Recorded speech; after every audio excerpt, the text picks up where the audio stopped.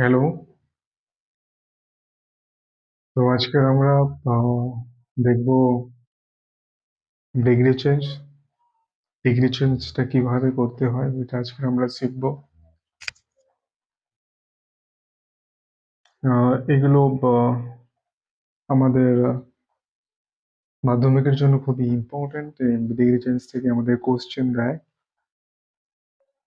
তো degree change করার আগে আমাদের কয়েকটা বেসিক জিনিস আমাদের জানতে হবে। সেগুলো অ্যাডজেক্টিভ সম্পর্কে একটু কনসেপ্ট থাকা। অ্যাডজেক্টিভ সম্পর্কে কনসেপ্ট থাকলে আমার ডিগ্রি চেঞ্জ বোঝাতে বা তোমাদের বুঝতে সুবিধা হবে। আর সিলেবল সম্পর্কে তোমাদের একটু জানা। তোমরা যদি সিলেবল জেনে থাকো দেন ডিগ্রি তোমাদের জন্য একটু সুবিধা হবে বুঝতে। তো চলো আমরা সিলেবল সম্পর্কে আজকে জানি।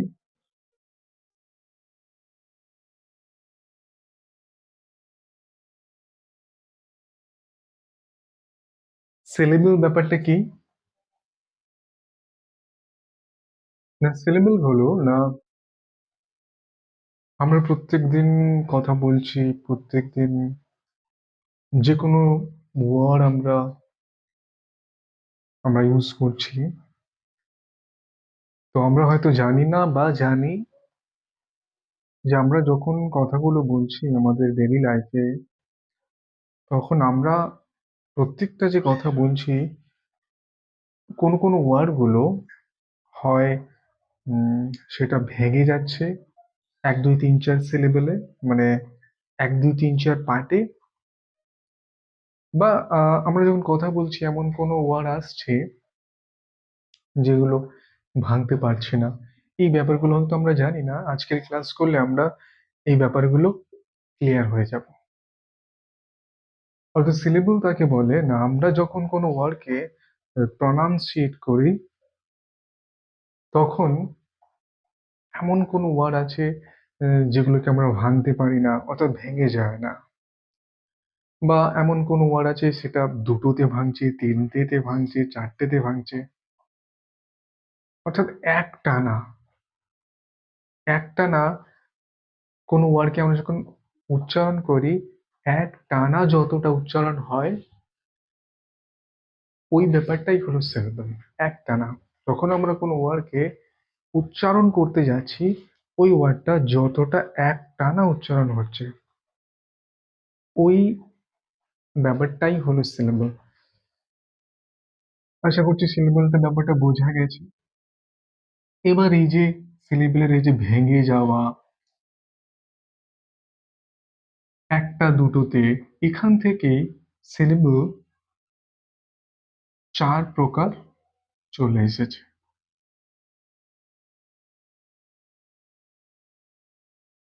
অর্থাৎ সিলেবলকে আমরা 4 ভাগে ভাগ করতে পারি।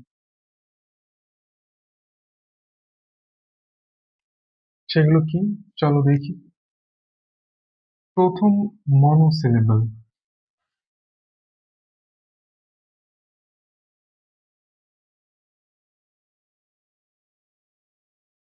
ডাইসিলেবল।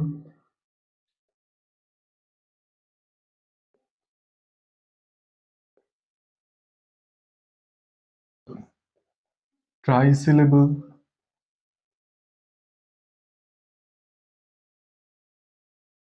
Last one, polysyllable.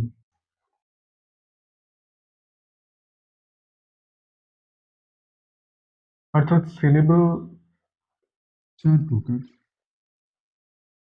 একটাকে মনোসিলেবল বলে, আর একটা ডাইসিলেবল, আর একটা ট্রাইসিলেবল, আর একটা পলিসিলেবল।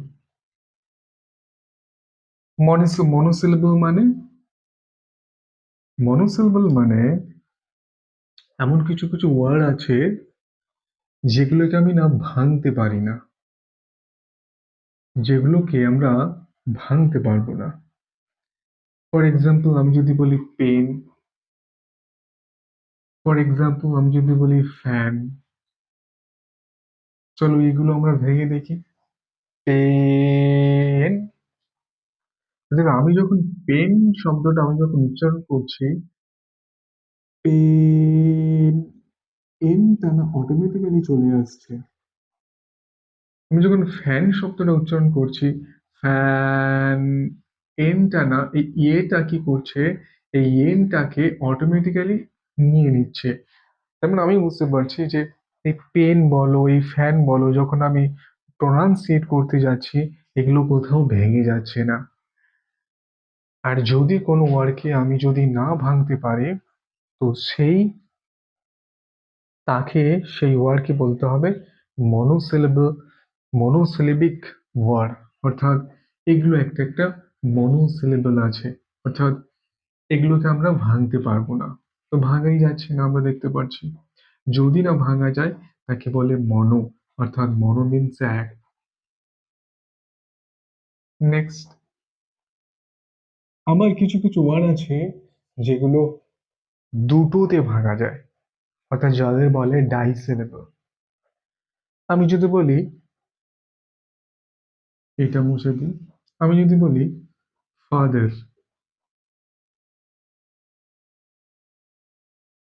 আমি যদি বলি মাদার, দেখো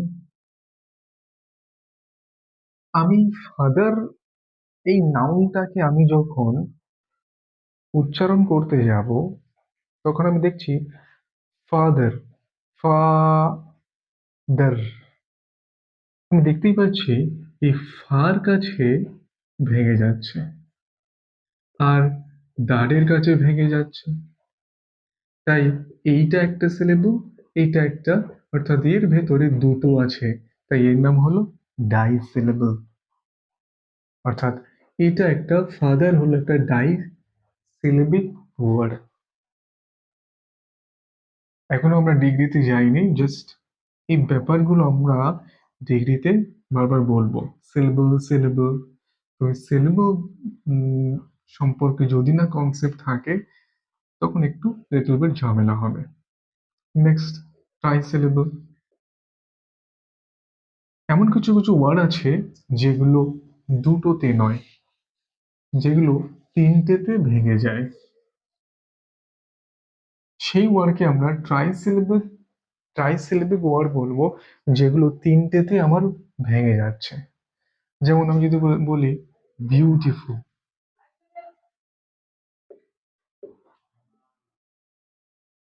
দেখো এই অ্যাডজেক্টিভ এটা, একে যদি আমি উচ্চারণ করি, দেখো এই বিউর কাছে একটা ভাঙছে, দেখো এই টির কাছে একটা ভাঙছে, প্লাস ফুলের কাছে একটা ভাঙছে। তার মানে এটা একটা, এটা দুটো, তিনটে, তার মানে এটা না, তিনটে সিলেবেলে ভেঙেছে, তিনটে পার্টে ভেঙে গেছে, তাই এর নাম হলো ট্রাই সিলেবল। ট্রাই মিন্স তিন। Next, polysyllable. পলিসিলেবল কাকে বলে? অর্থাৎ এমন কিছু কিছু ওয়ার্ড আছে যেগুলো তিনটে নয়, চারটেতে। যেমন, যেমন ম্যাথমেটিক্স।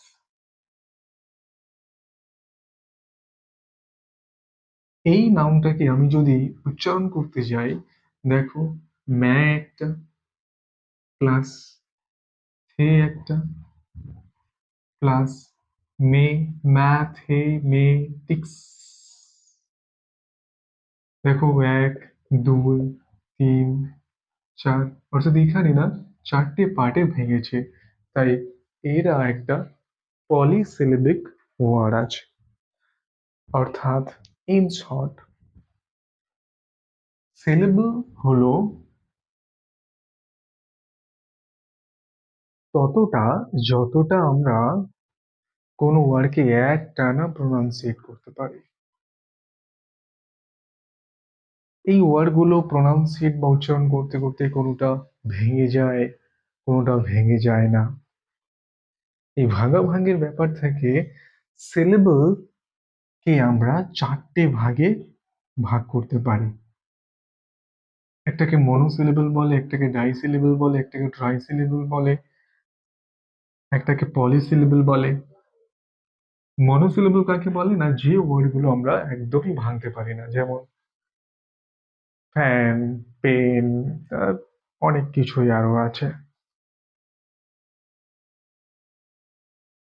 ডাইসিলেবল কাকে বলে না, যে ওয়ার্ড গুলো দুটোতে আমরা ভেঙে ফেলি, বা দুটো সিলেবেলে আমরা যাদেরকে ভেঙে ফেলতে পারি তাদেরকে ডাইসিলেবল বা ডাইসিলেবিক ওয়ার্ড বলে।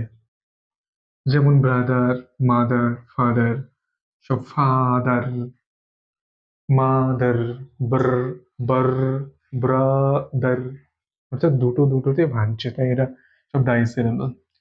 ট্রাইসিলেবল অর্থাৎ এমন কিছু কিছু ওয়ার্ড আছে যেগুলো তিনটেতে ভেঙে যায়। তো এরকম যদি ঘটনা ঘটে আমরা তাকে ট্রাইসিলেবল বলবো। পলিসিলেবল তিনটের বেশি, চারটে, পাঁচটা। তো এই হলো সিলেবল ব্যাপারটা।